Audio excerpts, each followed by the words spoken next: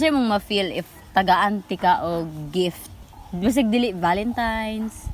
Like, Sa out of kuasad, nowhere lang. sa kuasad, ma-feel sad ako nga appreciated ko day ko. Bisan og kanang dili ta perfect nga pagkatao, pagkalalaki.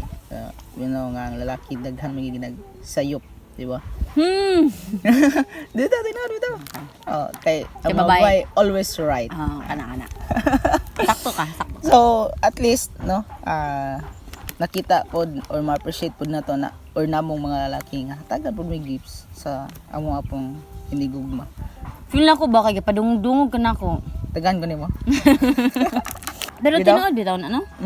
Ma-appreciate na mo tungod kay kami nga lalaki god dili sad mi mostly gid sa mga lalaki dili gina sila kaayo hinawat ba o gifts bitaw.